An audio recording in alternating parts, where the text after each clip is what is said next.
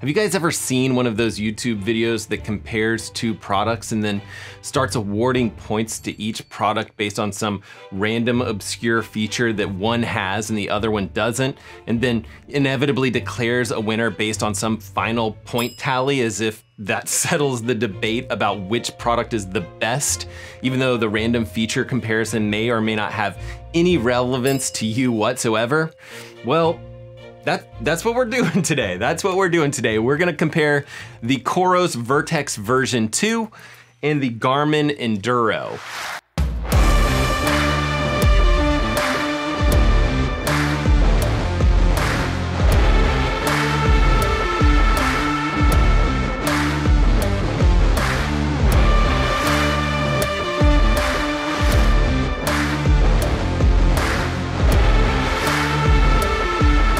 I do want to start by just saying that both Coros and Garmin provided these watches to me, but neither of these particular companies are paying to influence these unquestionable and impeccable research results that I'm going to provide you with today. But let's start with the big one, and that is battery life. Garmin announced the Enduro in March, with a claimed battery life of 70 hours in normal GPS mode, and I've absolutely loved this watch since that time. The watch can go 50 days in smartwatch mode, and it seemed like this would be the undisputed GPS battery king of all time. And then in August, Coros announced this new Vertix 2 with a battery life of 135 hours when using that standard GPS mode. So the first award for us today, and that is the golden Easter egg, is gonna go to the Coros.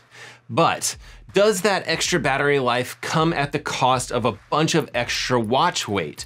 The Coros Vertix 2 weighs in at 89 grams, and the Garmin Enduro comes in at 71 grams, or 61 grams if you're using the titanium version. Now keep in mind that a lot of watch weight is in the straps themselves, so if you don't like the Enduro nylon strap and you end up switching it out with something else, you are gonna lose a bit of those weight savings. And both of these watches have a 1.4-inch screen, and they're both 280 by 280 pixels. But the Enduro is about 1 millimeter slimmer in depth, and the depth of the watch is really where you notice a watch feeling big and bulky. Now the Enduro display isn't the brightest display that Garmin makes, but I've still tested the Coros 2 to be only about 30% as bright as the Garmin Enduro. So for this category, I'm awarding 2 4-leaf clovers to the Garmin. Now, one of the big new features of the Coros Vertix 2 is the dual frequency GPS mode.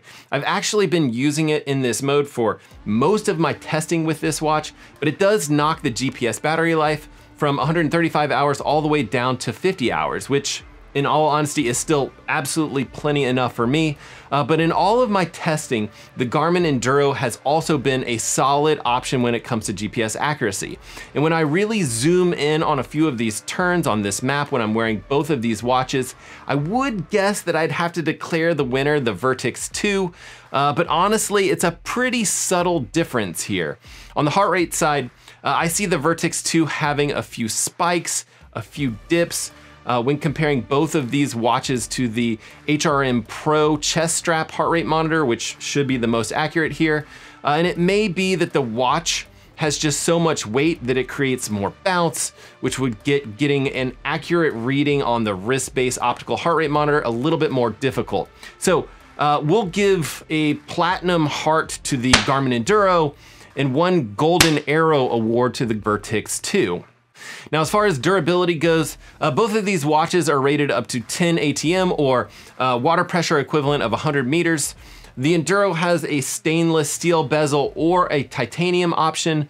The Vertix 2 is also titanium, but it has a sapphire screen, which should really cut down on any scratches that you might get on the watch face itself.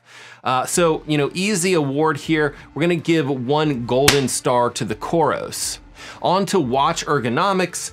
Garmin has 5 total buttons. The bottom right navigates back within the operating system.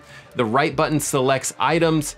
Top left will turn on the backlight, or if you hold it down, it'll pull up kind of a quick select menu for you to control lots of little functionalities like music, find my phone, or timers and alarms. On the Coros side, there are 3 buttons. The bottom button just kind of navigates backwards within the UI. If you tap that button and you're on the home screen, you can actually cycle through some quick metrics like the steps or the floors climbed for that particular day. The top button is a backlight button, but what's interesting about Coros is they use a digital crown button for both navigation and selection. And the Coros Vertix 2 also has a touchscreen.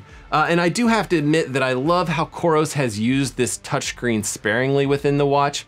It's absolutely excellent for navigating within widgets and within the maps section of this watch, but it's not used at all on the home screen where, people are likely to accidentally touch it or swipe it.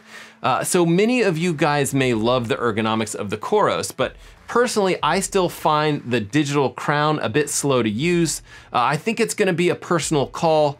So, I probably would call this one a draw and award the Enduro 1 stick of butter, in the Vertix, a sun sticker. Now, both of these watches are gonna be fantastic options for anyone that's doing an ultra endurance event. But the Garmin Enduro does not have mapping, whereas the Vertix 2 does. The Vertix 2 also has onboard music, and it even has a new feature where you can track your HRV, which remember is your heart rate variability metric, just by holding onto the bezel. And I would say that, tracking your HRV is probably one of the better ways to track your overall cardiovascular recovery. But both watches will also track sleeping pretty well. And that particular feature, I would probably give the edge to Garmin just because it does a much better job of detecting exactly when I wake up. But overall, for just additional features, I'd probably give the award to Vertix. Maybe we'll give 1 thumbs up to the Garmin and 2 thumbs up to the Vertix 2. And while you might only care about ultra running, I personally care about swimming and biking. In the Vertix 2, it doesn't actually have ANT+ connectivity, which means it won't connect to a lot of the cycling equipment like power meters or bike radars.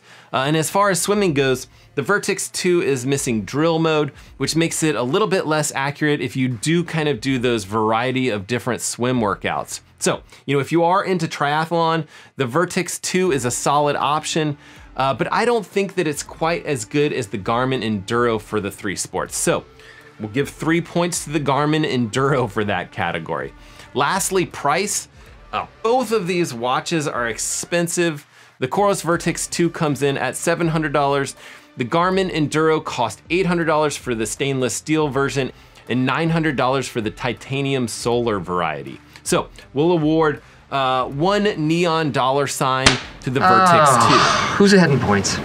I think they're even. At various times you gave Jim 10 points, Dwight a gold star, and Stanley a thumbs up. And I don't really know how to compare those units. Check to see if there's a conversion chart in that notebook. I really doubt it, Please Michael. just check. Now, I am not declaring a winner here or anything crazy like that.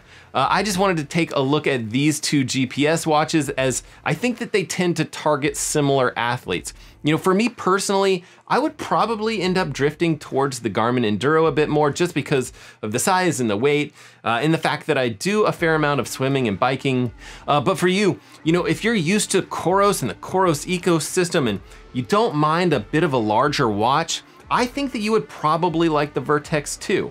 But I've given my full review on both the Enduro after having used it for 100 days, and I've also given my initial impressions on the Coros Vertix 2, and both of those videos have a lot more details about these 2 watches, so if you do want to learn more about either of these watches, you should check one of those videos out.